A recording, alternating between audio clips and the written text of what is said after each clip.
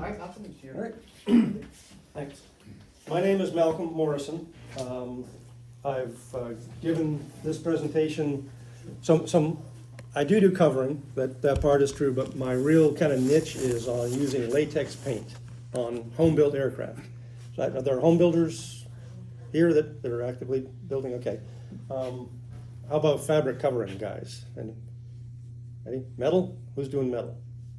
If you do metal. Okay. Fiberglass? Okay. Yeah, it's an airplane. I just got parts made out of everything. So the neat thing about latex is it kind of works on all that stuff. But, excuse me, I've given this forum at Oshkosh for maybe 8 or 9 years. I've given it at Sun and Fun a couple times, but I haven't given it in the last several years, partly because of schedule and partly because I kind of just thought it lost its luster a little bit. But then I got a call for this, and about 3 days after that, I got a call from the EAA. They want me to give it on their online webinars. They're doing a Home Builders Week in January, I think it is. Yeah, and I did that once before with them. And I will say, I mean, I love to hear myself talk. so that part is fun for me, and I love doing the forums because you chat with people and everything. The first time I gave a webinar, you put the headset on and you realize there's nobody. I'm just talking to my computer, and that is weird. You know, you get no feedback. You don't know if anybody's listening. You don't know, are they smiling at my jokes? You know? So that was just kind of weird. But I'm going to do that again coming up. So what I'm going to do, I'm going to take you through the latex paint presentation that I give. It does cover some parts I'm covering. Stop me at any time that you want. And then and I'm going to go through it much quicker than I normally would because it's a smaller crowd. And then we can discuss whatever you guys want after or along the way. So that's me. That's my little Titan Tornado that I used to have. Unfortunately, it's gone away. It went to Texas without me. But that was painted with latex paint. It's got fabric, metal, and fiberglass all painted with the same process. Well, Wiener Dog Aero. That's a website that I set up, wienerdogaero.com, with the idea of sharing information about how to use latex paint on airplanes. It's still up. I don't know how much longer it's going to be up. It got expensive just have it sitting there, and like I said, I feel like it's kind of run its course a little bit, but we'll see. Thanks. So what we're going to talk about, why would you use latex paint? It's house paint. That's an airplane. They don't go together. What are the alternatives to using latex paint? All the certified processes and other non-certified processes. What's the history? I didn't invent this latex stuff, right? The application, how do you put it on? Once it's on there, how do you finish it to make it look nice? What tools do you need? And I'll share a host of my mistakes with you. That's the website. That's what it looks like. It's wienerdogaero.com. Like I say, it's still up there. I used to use airplane parts and stuff on there also, which kind of made it the business. I don't do that anymore, so now it's just kind of there. Next one. Why would you use latex paint on a home built airplane? First off, I'm going to say it has to be a home built airplane. It's not certified. So there's places where it's appropriate and where it's not appropriate. My friend John Corneal built that Subsonics jet. Really cool little airplane. He's not going to put a $150 latex paint job on his $150,000 airplane, right? So he spent the 12 grand and had it professionally done. Another friend of mine, Stan Hummel, built this Hymax in a little shed in the back of his house. Stan's probably not going to spend $12,000 for a paint job on his $5,000 airplane. So there's places where latex is appropriate and places where it's not. And again, we're talking home builds here, certified. I believe you could get it done, but you'd have to get some type of field approval on that. And also, when I say on certified airplanes, and if there's any A&Ps, or you can correct me if I'm wrong, I believe you could use it on the metal parts. It's the fabric part that becomes a whole process. So again, why use latex? Next slide. The alternatives, polyfiber. Has anybody used polyfiber? It doesn't get any better. It's a proven process, right? It's STC. It's easy. Yeah, there's the book on it, right? There's everybody in the world every A&P knows how to use this stuff, right? So that's the pluses. The downside is, if you're like me and building in your basement or the garage, which is attached to the wife's kitchen, the smell of the polyfiber products may not make you a big fan with your spouse. The shipping, a lot of it comes in as hazardous material, so you get extra shipping fees if you're not buying it from a local place. And the cost, the cost is the cost, but compared to latex, it's expensive. There's a lot of products you need to buy.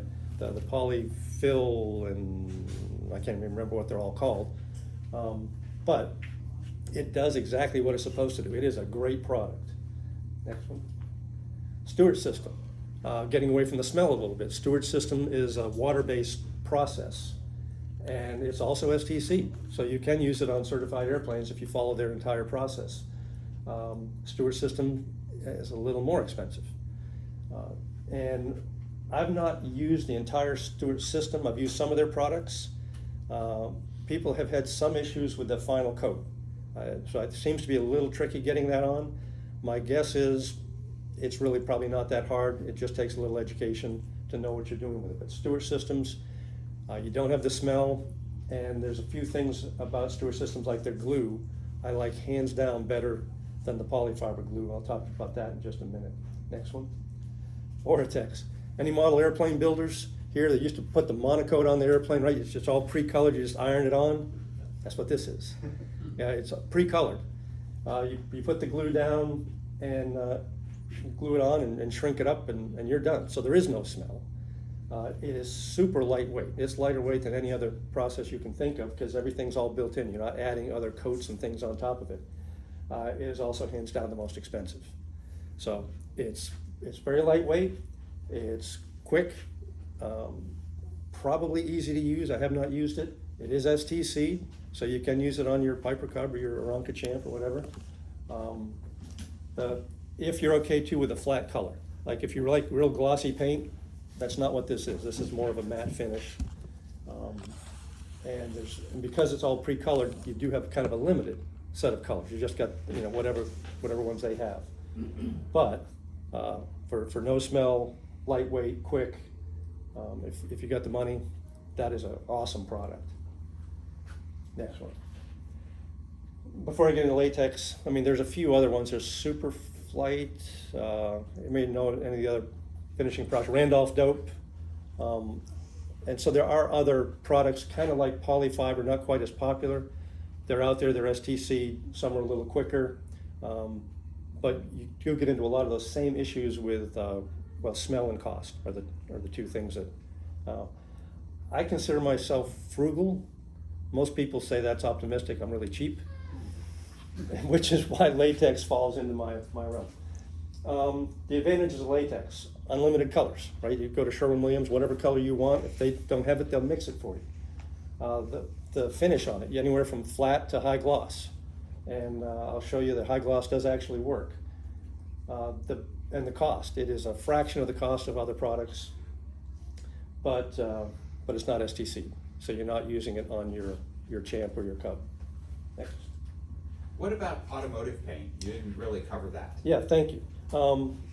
There is, I think, I used to have a slide. I guess maybe that's not in there anymore. I finished a wooden glider with automotive paint, and I screwed that one up every way possible. Actually, the wing was fine. The fuselage, the paint was chipping off of the wooden fuselage, so I sanded it all down. Didn't cover it with anything, so it was just the wood. Put on a primer and then sprayed on, I think, PPG automotive paint. I was concerned about using a hardener in it because it would make it more brittle. And so I sprayed it on, waited for that to dry, sprayed on a second coat, and the first coat lifted. It looked like an alligator, almost like that, but it was still attached. I thought, what did I do? So a friend of mine who was a car guy said, "Didn't you use hardener?" He said, "No." Well, if you don't use hardener, you got to wait like 30 days. Well, that wasn't going to work.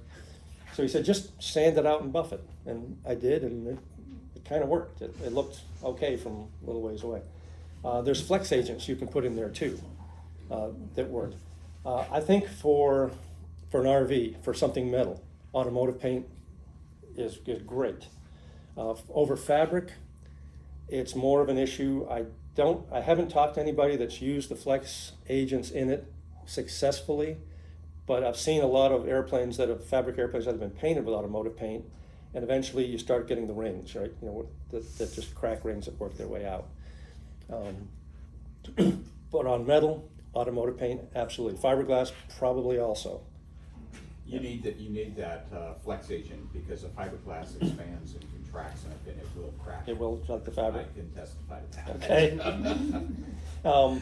And the issue I had with automotive paint, it's not as expensive as some of the others. It can get a little pricey, and of course the smell, if you're in the basement or the garage. Back up one. The EAA kind of ticked me off a few years ago. There was a woman that writes a column in there, and she went off on latex paint. Said, why on earth would you paint your airplane with house paint? You know, if you want to paint it every year, you know, good for you, because it's going to crack and fall off. And I'm thinking, this is the same EAA that invited me out to give this presentation. You know, and I emailed her. I said, have you seen the presentation? What is your personal experience with latex paint? She said, well, I don't have any. I said, well, then don't write the article. And so, can this happen? Absolutely yes. Any paint, if you don't prepare it properly, if you don't prepare the surface, if you don't use primer, if you don't use the stuff you're supposed to, will it peel and chip? Yeah, absolutely. And this was another one I kind of got bit on. Somebody kind of emailed me and said, well, you're being totally irresponsible by promoting the use of non-certified products on an airplane. And I said, my engine's not certified. Some of the bolts I use aren't certified.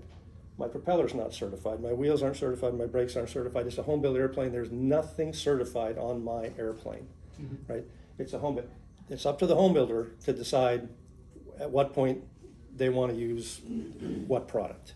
So yeah, if you're worried about the non-certified products on your airplane, don't use latex paint. It is not a certified product. All right, thanks. When I first got started, I did what everybody does. You go to Google, right? And so, okay, latex paint, I've heard about this, and I think I'd like to give it a try. And this Bowers Flybaby site had a lot of information on it. The guy, I think, was in England, and he had some pretty detailed step-by-step stuff about what he did with this Flybaby. He had a 10-year update on how well it was holding up. The punchline is it's holding up very well. And then, of course, the Dawn Patrol guys out of the Midwest that built all these little World War II Graham Lee design stuff, they've been using latex a long time. A lot of people have been using latex a lot longer than I have. I'm just piggybacking on what they've done. All right, next. There was the glider. So here's the glider that I use the automotive paint on. Pluses, it really gives you a nice finish, but it's expensive, brittle. The toxicity were issues, but it sure gives you a nice glossy finish. Next one. This was my polyfiber experience. I did the control surfaces on our Atlantic glider. Fumes, and it's expensive, and it's a flattish finish. I think I could have done better with the finish now that I know a little more about it. But it's certified. You can use it on a certified airplane, and it's a great product, there's no doubt. Next one. This was my first foray into latex paint. I bought this little Kolb, and I had to recover the fuselage pod, and I thought, well, why not give it a try? And I just went down to Walmart, and I got a can of black and a can of white latex paint and a roller, and rolled it on. And rolled on black stripes, and I had that airplane for maybe about 4 years. It held up fine. It was very easy to do, especially with the roller. You don't need any special equipment. But it leaves that kind of orange peel, like on the wall here, right, from the roller. So if you're okay with that finish, you're done. This is great. And I was for that airplane. It was lightweight, it held up. A lot of people asked about fuel. I'm one of the sloppier people I know, and every time I fuel an airplane, I spill fuel on it. And whether it's avgas, if I was on a trip, or premix, regular auto gas and stuff, it did not affect the paint. I have had issues. The last couple of years ago, I had an airplane here that was done with latex paint and had a fuel line leak in the fuselage, and the fuel puddled in there. That took the paint off. with that paint just laying there on that, it soaked through, and on the bottom of the fuselage, you could just peel that paint away. A friend of mine in Ohio bought a Stewart headwind that had been done with automotive or latex paint, and it was funny. Within a month of that happening to me, it happened to him, and he said, "But those are the only cases I've had with fuel taking the paint off of latex, or taking latex paint off the airplane." So normal spill, just let it dry, or spill and wipe it up, seems to have no effect. I was then building a peat pole, and since I'd had some success with the latex on the cold, I thought I'd try it there. And I tried some experiments with brushing it on, and you see people, so you can brush it on, and then you what they call it, dry tip it. You take a dry brush and just ease it across there to take out the little bubbles and stuff. I tried that, tried foam brushes, and I tried spraying, and nothing gave me as good a results as spraying. And so I sprayed it on and was happy with it. But then, you ever watch those car shows, where they all these custom cars, they go to the paint booth, they come out of the paint booth looking great, but then they start with sandpaper on it, right? And they're sand and buff it out. I said, I wonder. They said, well, you can't sand latex paint. I said, I don't know, maybe you can. You can. It's the exact same process. I started with 600 grit wet and worked up to, on that airplane, I worked up to about 1,200. Later ones, I've gone up to 2,000. And you wet sand it, and then use a buffing compound. There's more on that later on. And polish it out, and you can see yourself in it. It was actually shinier than what I wanted for the peat pole, but there you go. Next one. Then was my Titan Tornado. This one, the fin back that you see back here was aluminum. The back part of the fuselage and the rudder are fabric, and the nose is fiberglass. I used the same process. Paint didn't seem to know any different. So sprayed it on and buffed it out, and I had that airplane for 10 years, and it looked just as good when I sold it as it did, aside from some hanger rash and those type of things. It's one of the airplanes I bought was gonna fly, and I got it to this point and lost interest, but it was covered, and on the website there's a lot of pictures of the Micromon covering being done, and that doesn't show it quite so much there, but this was a pretty glossy paint job, and you either love or hate the color. So next one. This is one of the last ones I did, a Kolb Ultrastar. I used a little different process. I've been using Sherwin-Williams paints, but it's latex paints. I get a good variety, whatever you do, if you're going to do it. But so I got a Behr Premium high gloss paint and primer all in one type of thing to try. And this one I rolled and brushed on, and it came out pretty good too. Next one. Oh yeah, then the Cougar. The Cougar was back to Sherwin-Williams, and this was another one that I got right up to the point of getting ready to go, and then we sold our house and hangar and moved here. So I don't think that's flown yet. That was a rebuild for me. I bought it and rebuilt it, and I know the people that bought it from me, and I don't think they have flown it yet. Next one. So how to next. So the first thing you need to do, obviously, is prepare your surface for whatever you're going to attach it to. If you use something like polyfiber, you need to use their, especially over wooden parts, their 2-part epoxy base coat primer thing. If you don't, whatever the chemicals are in the polytack glue will eat into it and lift it, and you won't have good adhesion. A nice part about latex, it doesn't care. So this was a metal part. I used Rust-Oleum and did it with Rust-Oleum. On something like this, I will use just a water-based Minwax polyurethane. And latex is totally happy, or the glues are totally happy adhering to that if you stick with a water-based glue. Here I'm using, so I think it's jumping ahead a little bit, but I used EcoBond, which is the Stewart system. It's a water-based glue. What someone kind of keyed me onto, and I believe they're correct, is that 3M Fast Bond contact adhesive is EcoBond. 3M is not crazy about selling stuff to be attached to an airplane. So I believe Stewart Systems probably buys it by the truckload, puts it in little bottles and resells it. One of the really neat things, probably getting a little out of order here, but that's okay, about this product, if you've used polyfiber or the Polytack stuff, you kind of glue a little and then get the fabric into it, and glue a little and get the fabric in, kind of work your way around. With this product or with EcoBond, you paint it on everywhere you want it to be glued. You paint it on and let it tack up, let it get, so it's not wet anymore. You lay the fabric on it. You can then just kind of push it with your fingers to sort of stick it. And if you don't like if you get wrinkles, you don't like the way it's looking, you can pick the whole thing up and redo it. When you finally get it to where you want, just you put it down, then you take the iron it in place, and then you brush on another coat over the top of it, and it's stuck. So it doesn't stink, and it's much easier to use. And that's the EcoBond or the slightly cheaper 3M Fast Bond.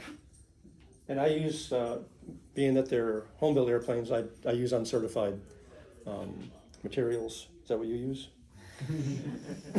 For the lightweight stuff, Wix, Aircraft Spruce used to sell a lightweight, non-certified stuff. Recently, I've only seen the 2.7, the heavier, more the standard size.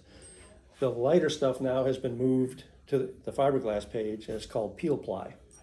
It's the same material. It's just an uncertified Dacron, and so I've used this Peel Ply product on a few of my light airplanes. Okay? Yep. This is the stuff we just talked about. Covering supplies. If you're going to cover an airplane and haven't done it before, or even haven't done it in a while, you need that book from Polyfiber. It is such a great instruction manual, whether you use their complete process or not. There's just a lot of great information on how to use that deadly looking needle and all the fabric to make the world's most ridiculous knots. That, every time I do it, I got to relearn it, and you do 500 of them, it's starting to come back to me now. I use a lot of these little chip brushes from Harbor Freight. That's the Stewart Systems EcoBond, and notice it's a similar color. I will say, this stuff is available in the green like you see there, which is nice because you can see where you put it on. It's also available in white. And if you're doing something that's going to be super light and ultralight or whatever, that you're not going to put a lot of coats of paint on, you might want to consider the white because you're not having to hide the color of the green. It's just that the white's a little harder to see where you've put it on a white fabric. But yeah, that book is awesome. Next. So once it's glued down, like I say, with this process, you go around the perimeter, you glue it down, you iron it in place, and then you shrink it up with your wife's old household iron, not the new one, get the old one. And there's the Polyfiber book does a really good job of explaining the different temperatures. And I don't remember what they are, it's in there, but you start out with a 200 and then it goes to 250 and then eventually 300. And you keep shrinking it up. I will caution you on some of the stuff. If you're doing a very light airplane, airframe, you can get a little rambunctious with the shrinking and actually bend things a little bit. More standard size airplanes, it's a little harder to do, but the super light stuff, you might not want to shrink it quite as much as that last temperature. Okay. And there's the tapes. This is another thing I love about this or the Stewart's, what was it called? EcoBond. Thank you, EcoBond. With Polyfiber, you kind of you glue the tape down, then you put a little here, and then you kind of keep working your way around on it. With this, it's really neat because you just take your 2-inch brush and you lay a bed of the glue.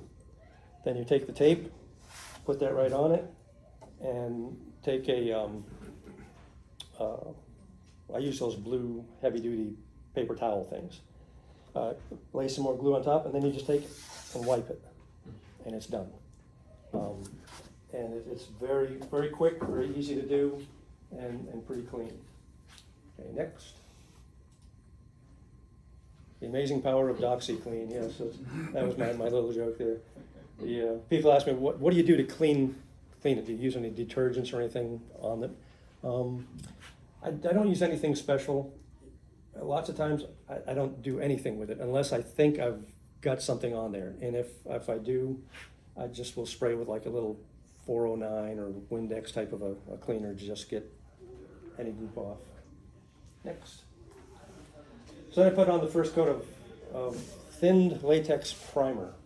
I use a foam brush, and I go one direction of the weave with one coat and let that dry. I thin the primer 20-25% or so. There's another slide about that here in a little bit. And I've been using, I don't know, I used Glidden Gripper. It was the first primer that was available on the shelf. And I can't find it anymore. I'm not sure that they make it. Do you put that, do you put that first coat on with the fabric wet or dry? The fabric will be dry. Yeah, but the first coat, and it's thinned a little, the paint's thinned a little bit. This is the most crucial coat, because you need to get that, this material is that polyester, nothing wants to stick to it. You need a mechanical bond. And so you've got to get that paint into the weave. And usually when there's problems with a paint job, with it peeling and stuff, it's because of that first coat. I would never recommend spraying the first coat, because the spray tends to just sit on the top. It won't soak in like you want. So by using a foam brush and kind of pushing it into the weave, now you've got a base, you've got this mechanical bond. So I go one direction, next, let that dry, then I come perpendicular to it, and let that dry, next, and then I sand. So the process that I use is polyfiber-ish in labor. Some of the other processes that people use, automotive paints, not as much. The Superflight is a much quicker process, but this, while it is inexpensive and non-toxic, the way I do it is a little laborious. So then after it's dried for a day, I sand it with 220 to 320 grit, just a light sanding to take some of the brush marks out, but mostly, I've never had a booth, this beautiful booth that you can paint in, so it's my shop. And I clean it up as much as I can, but there's dust and specks and everything, and all that finds its way to the paint. Sanding that out, you're also getting all those pinked edge tapes. Sometimes the edges of those want to rise up on you a little bit, so this is your first adventure at smoothing those edges out. Back one time. Then I do this whole thing, so that was two layers, or 2 coats. I do the whole thing 3 more times, so a total of 6 coats of primer. 3 more times or 2 more times? Because each one is 2 layers. Each one, so 6, yeah, so 6 north and south, or 3 north and south, and 3 east and west. All right. Yep. So after it's done, you do 2 more. Yep, iterations. 2 more of those things, yep.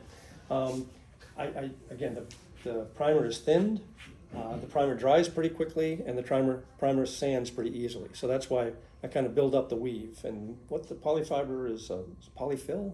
Is that the product that builds up the weave? Silver stuff? Yeah. Yeah, I think so. Yeah. And that's, I just said silver stuff, that may be in here, I can't remember, but people ask me about UV, right, because of the silver stuff. Do you put any silver in it? I do not. There was a guy, Herzunga, there's a link on the website to his research, right? But he's one of these spectrum analysis dudes, and also a home builder. So he took a bunch of different products, including the latex paint, and put them through his spectrum thing to see how much UV was coming through.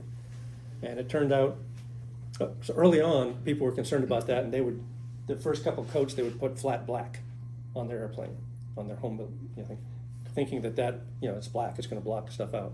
What this guy actually found out was white does a better job. White has more titanium oxide in it, which filters the UV out better than the black does. The bottom line is that all the colors work really good at filtering UV, which kind of makes sense if stuff's made to go on a house, and the house is outside all year long. And so it filters the UV fairly well. So you don't need to add any of the silver to it. All right, thanks. Now it's going to be time for color. This stuff here in the green can is what I use. I went to Sherwin-Williams years ago and I said, all right, I want your best latex high gloss paint. And they said, well, it's this stuff right here. The stuff in the red can next to it is the same line of paint, but it's the oil-based. And so I've used the oil-based stuff on metal parts. I used it a lot on the Cougar, on the frame and everything, because I wanted the same color, but I wanted the oil-based. Next. Okay, that's the stuff. I've used other paints, and frankly, they're all just fine. This is the one that, it's kind of like the Glidden Gripper, right? That's the primer I started with, it's working, and so I pretty much stuck with it. Next. Now you need to choose a color. You go to Sherwin-Williams and, there's like too many choices, you can just get stymied. So the obvious choice is gonna be next, this lime green. I mean, that's the choice you want for a color right there. That's the one I chose. The windshield washer fluid. Some of the model airplane people have been using, on the big scale model guys, they've been using latex paint for a long time.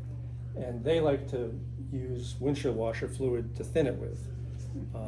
Something in the, whatever the chemical is in there, I guess, they believe helps it atomize better as far as spraying. I've tried it. I've done a couple airplanes with it. It works fine. I've done a couple airplanes without it. I can't see a difference. The water's free. This is $1.99.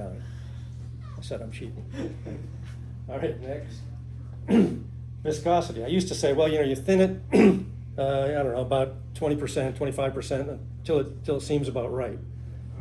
But it was hard to, I've done it a few times. I kind of know how I want it to flow, but it's hard to relate. So I went, I'm going to get a viscosity cup. And so I went shopping for viscosity cups, and every one I ever picked up says not for use with latex, which personally offended me. So I took a drink bottle and drank the water out of it. I then flipped it over. I put in half cup of water, flipped it over and drew a line around where half cup of water was. Cut out the rest, and then tried a few different orifices, and the 1/8 inch seemed to work the best. So just made my own little special latex thing. You dip it in, and you time how fast it comes out. The faster it comes out, the thinner it is. Now you said 8, but it says 3/16 there. I'm sorry, it is 3/16. Okay. Yeah. There's the 1/8, 3/16 and quarter. The 3/16 was the correct one. With the 1/8 inch, especially non-thin, you pick it up and nothing comes out. It just sits there. So I'm looking at around a 20 or 25 second viscosity. So when you dip it in there and you let it run out, the thing will empty out in about 20, 25 seconds. That works with the spray equipment that I've got. And I've brushed it on, I've rolled it on, probably put it on by hand at some point. I use the same viscosity on everything because it's just easier that way. All right, next. And that's what it looks like when you dip it, and there you go, 24-second viscosity. That was my target. You get close to that, you're going to have something that'll work. Next. And it's the same viscosity for the primer and for the finish colors too.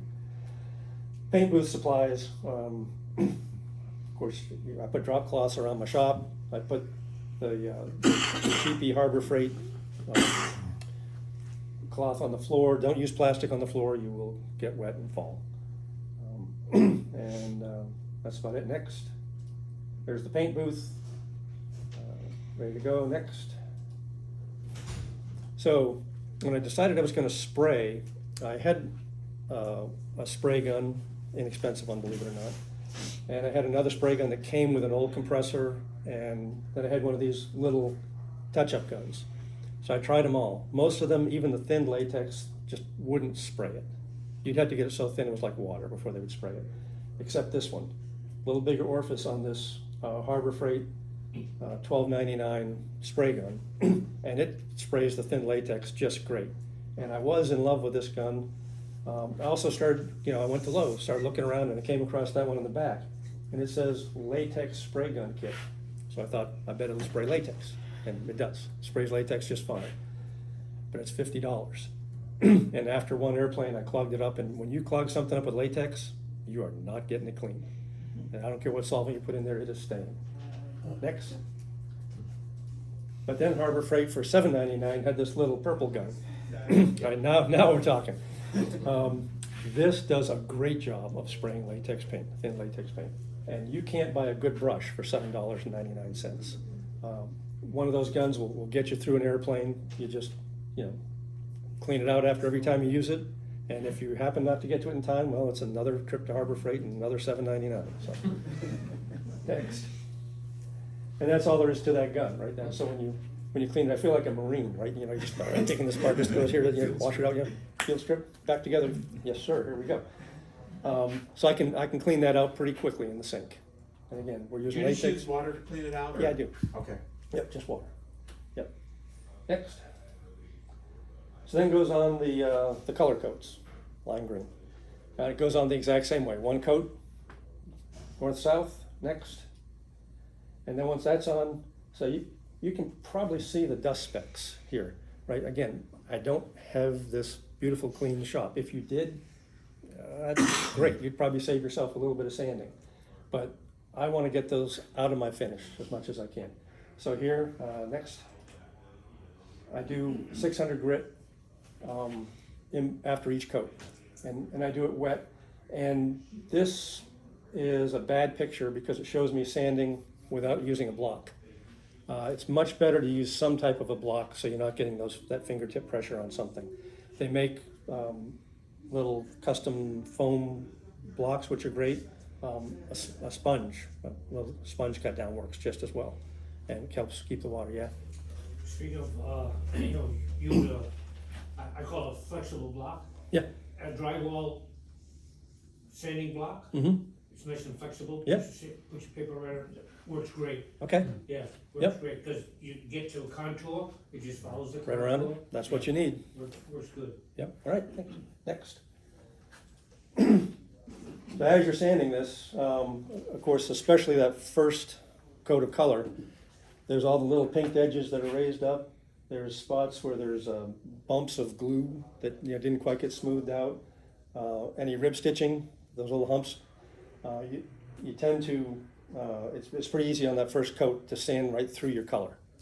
And that ends up being kind of a guide for you as to go, okay, when I get to those places, I need to be a little careful. So next.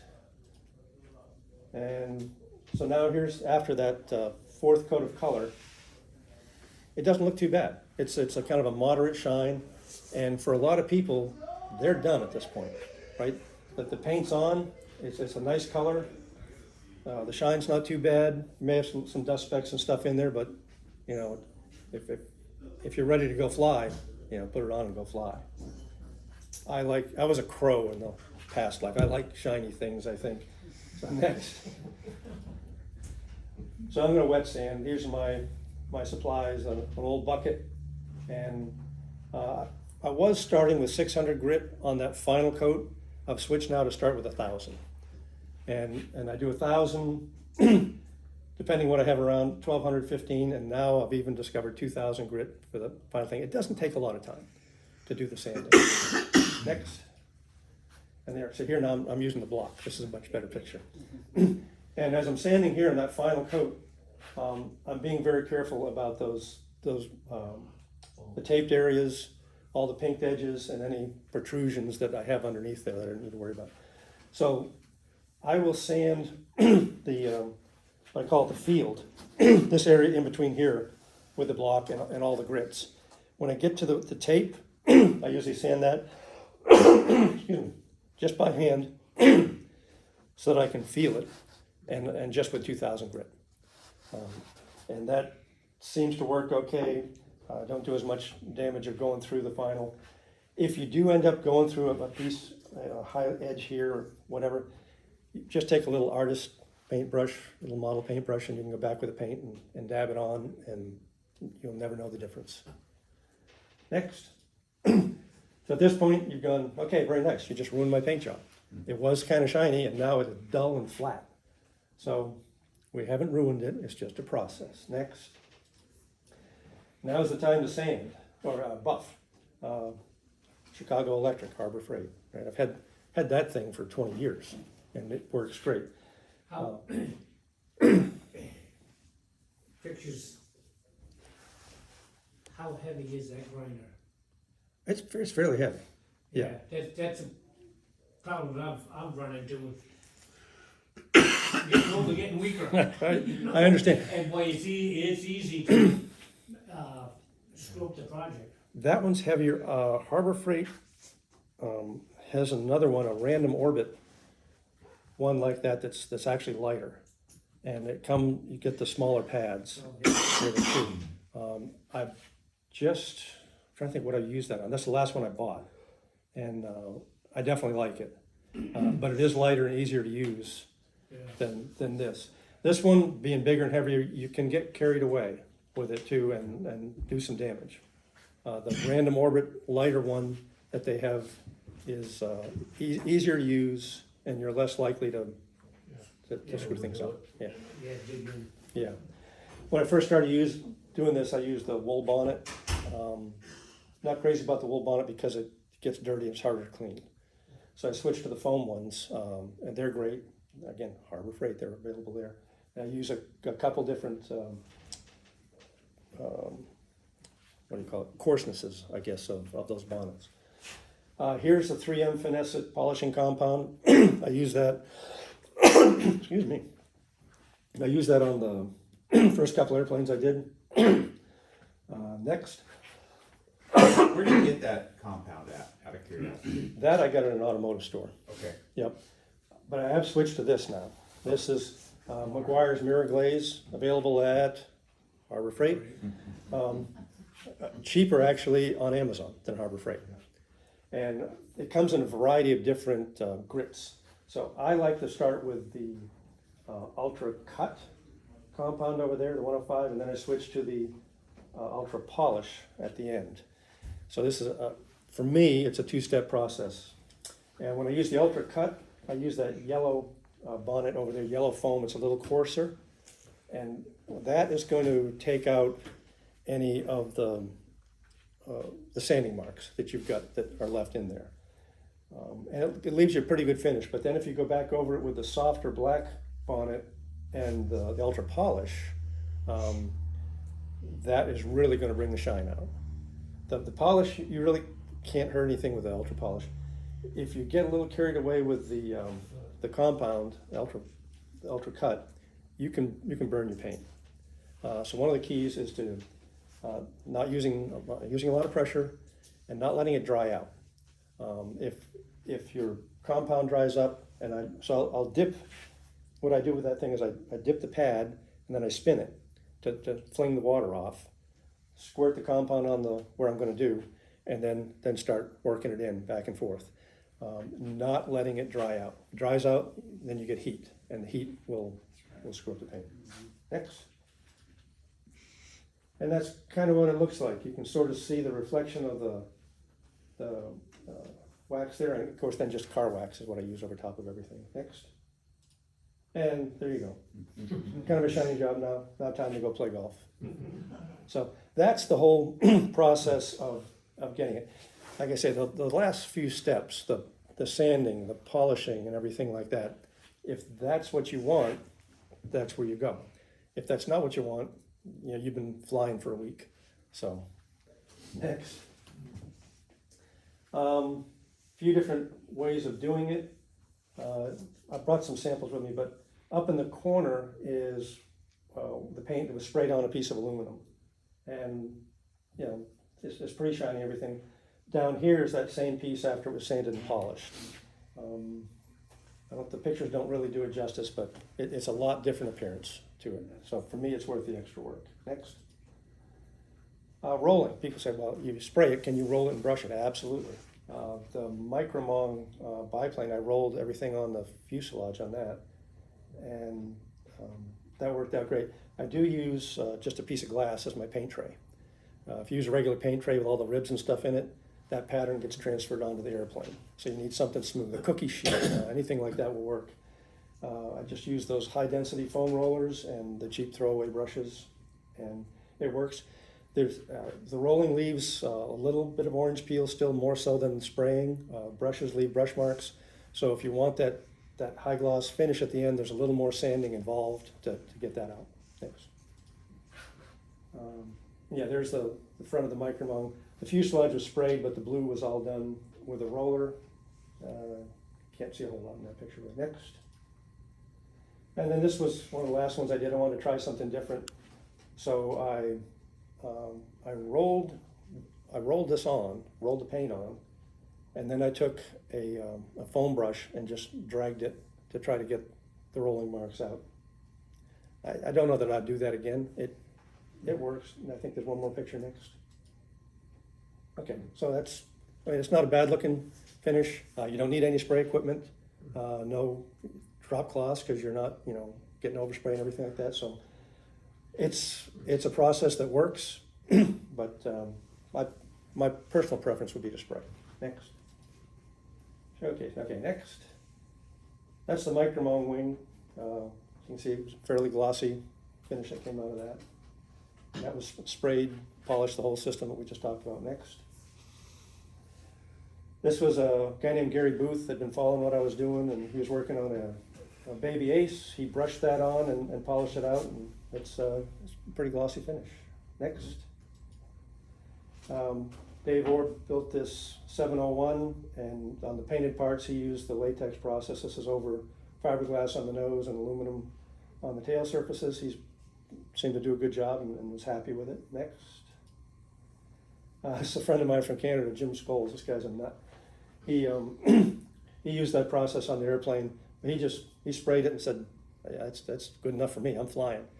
And he's done so much experimenting with that tailwind with different engine things and prop things, and just he's a pretty creative guy. Next. And then Jim Armstrong was brushing his on his yodel. I haven't seen how this turned out, but he seemed to be having a good time with it. Next.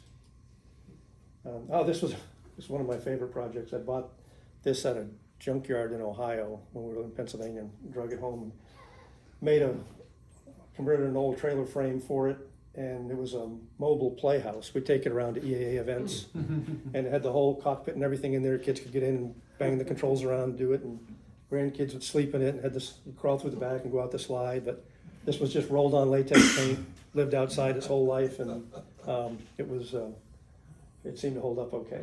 Next. FAQs. Next. Wait, that's a big one. Latex paint's heavy. Is it? Like anything else, depends how much you use of it. So I did some test samples. I went through the polyfiber. To me, polyfiber is the gold standard, right? And so according to the polyfiber manual, those are the weights of the different weights of fabric when they're completed. And that's the per square foot weight. So I weighed the test sample I had with latex, which was the lightweight fabric, slightly heavier than the lightweight polyfiber fabric, but it's in the neighborhood. So I don't think, a lot of people have said, well, your airplane's just going to weigh 50 pounds more if you paint it with latex paint. It could. It would take a lot of latex paint, but it doesn't have to. Next. What do you do on aluminum? For me, I've never done an entire aluminum airplane with it. I've done tail surfaces, aluminum frames, belly pans, things like that. I've sanded them. I just used 220 grit with an orbital sander and sand it to give it tooth. And then I brush on, roll on, spray on 2 coats of that same primer, thin primer, and then use the same process, 4 coats of color over top. Did you do any additional treatment? Because I forget what the name of it is, but there's like a pre-primer that is supposed to improve the adhesion to the aluminum, because latex doesn't like to stick to aluminum very well. Right. Etching, yeah. Yeah, the etching, yeah, exactly. That's expensive. That's expensive stuff. And it's a little bit toxic in the smell and stuff. So that, I was trying to find a way to not use that. I'm certain if you used the etching stuff, latex would be extremely happy with it. Bare aluminum, no, you've got to do something. There's I think it's called pre-coat, and you kind of just wash it on, and get it in a 5-gallon bucket. It's not cheap, but it did seem to help that problem. Yeah, I'm sure it would be great. Just the mechanical bond process has worked.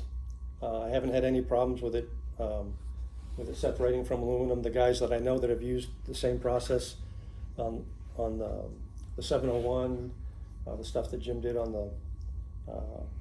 the tailwind.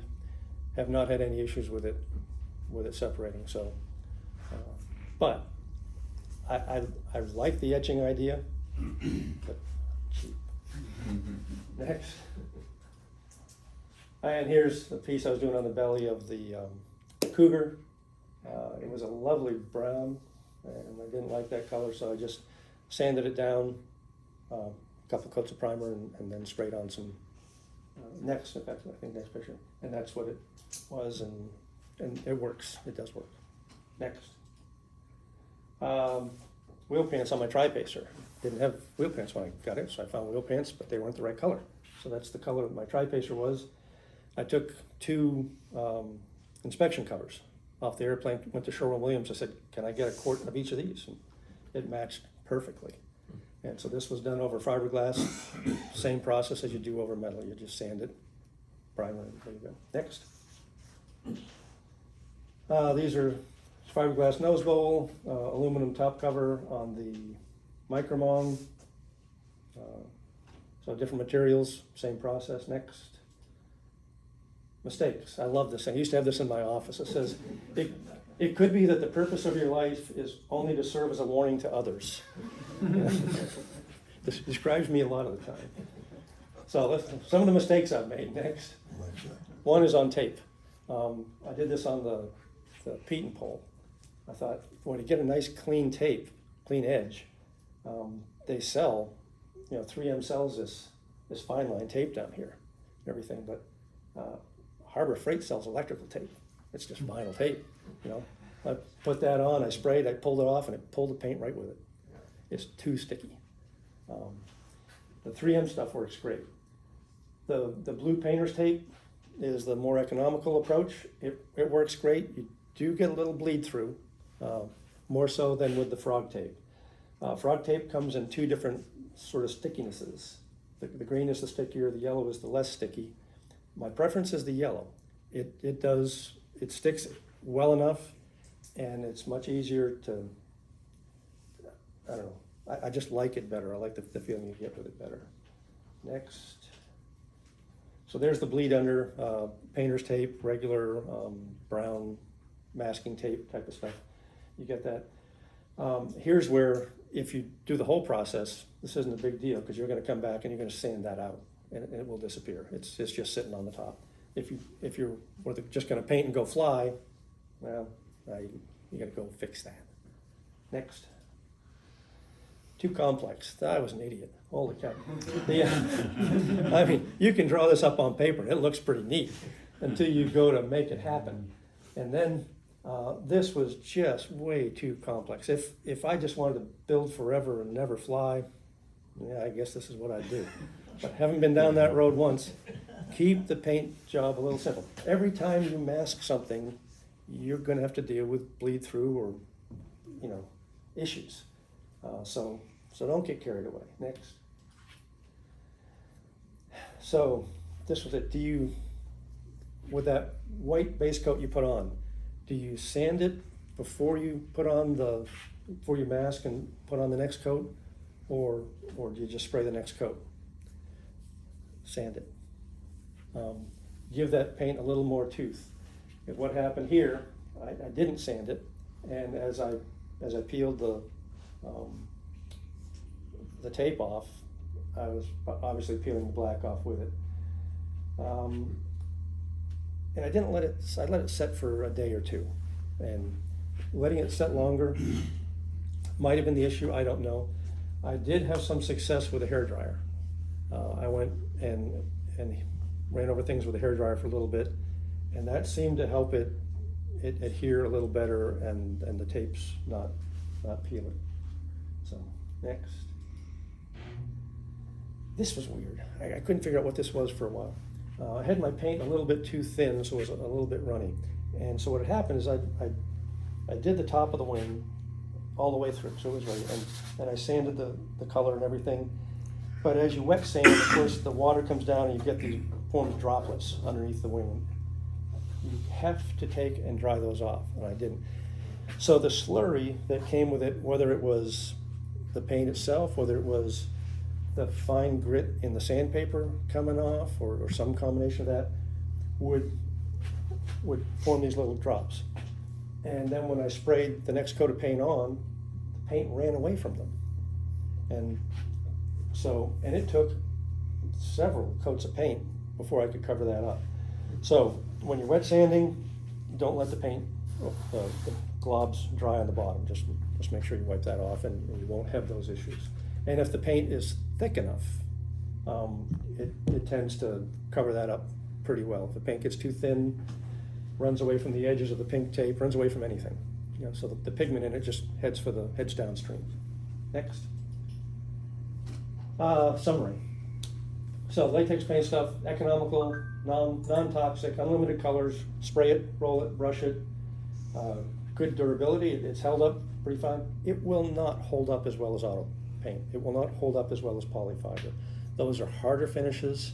Latex is hard enough to get glossy, but it's not as durable as some of the other ones. Still, this airplane, 10 years down the road from when I built it, was still looking really good. A little wax a couple times a year to keep the glossy finish and maintain it. Another thing I like about glossy, it's easier to clean up. The flatter finishes are a tougher deal to clean. And fuel resistance, I spoke about that. Spilling stuff on there doesn't seem to matter. Letting fuel sit on it for days, that's not so good. And I think that's all I've got. Anything else? That's just the website. Next one. That was some I planned and didn't do. Next one should be it. Okay, that's it. So I brought with me some samples that I put together, I don't know, 15 years ago. And pass these. There's a latex on metal. Yeah, you never mentioned throughout the presentation, since the very beginning though, adding flex agents. Did you add any flex agents? Or No. Latex? No, just plain latex.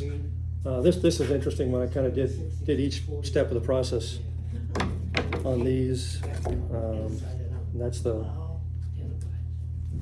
one of the test samples. Do you need brushed on aluminum? Yeah, not on aluminum. I didn't bring a brush, but I've got Just curious. this sprayed. There's this one's rolled. You can see the orange peel there. It's really not even that noticeable. You kind of see it. Well, it's a little quiet. Back up the latex. Yes, If you look at it. flat finish. Do little home built scratches or even certain sections and you don't have a place to do your work. These instant canopies that you can buy pretty cheap. The coverage covers a year warranty, a guarantee, or you can buy the 10-year. The 10 years about $800 just for the cover. But you can buy the whole damn thing at what is it, a rural thing. I got Yeah. one for like $350, 12 by 20, 8 feet high. That 1 year warranty on that's all that covering's worth, is about a year. Get some latex deck paint or house paint or whatever and paint the damn thing. And I've had it right out in the sun over here for 4 years, and it's perfect. Really? And if you find somebody's throwing away an easy up, Yep. it's got a little rip in it or whatever, or it's just starting to weep through, pick it up for 10 or 20 bucks, and if you don't care about the color, go to Lowe's or Home Depot over the paint, there where they have mismatched paints that people bring back. Look, I was paying $5 a gallon, but I think it's up to like maybe $8 or $10 a gallon now. Buy it, put it on with a roller, and it'll last. It's good. It's a good, cheap facility to work in. You know, it's not the same size as a garage, but still 12 by 20. It's still, you can get your stuff done in there. What's that? Yeah. Yeah. Malcolm, I was gonna ask, Yeah. with aluminum, have you ever used zinc chromate? No, that was the product I was trying to think of earlier too. Zinc chromate was another one that they. Yeah. I have not. I have total confidence it will work just great. But I, It's used basically to, for like aluminum, lower units on outboards. And it makes a huge difference.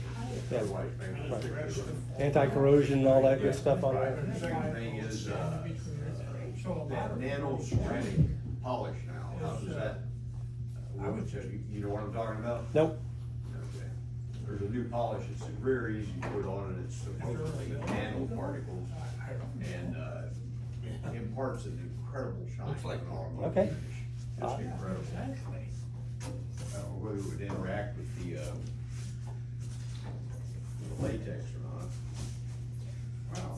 That product I was talking about is called Pre-Coat. You Pre-Coat. just kind of wash it on, and it is a really simple etch, and it's about, it is not cheap, it's $50 a gallon or something like that, but. It probably goes a long way. It goes a long way, right, and so in lieu of having to use a chemical etch, it Yeah. does the same thing. Okay. But it's more, and it's available at paint shops, and, Aircraft Screws carries it, there's a bunch of people carry it. that's like in my Anybody price else range. wanna look at these? So I'm What's the ready. durability? How do you know? Have you ever put clear over the top, just to try it?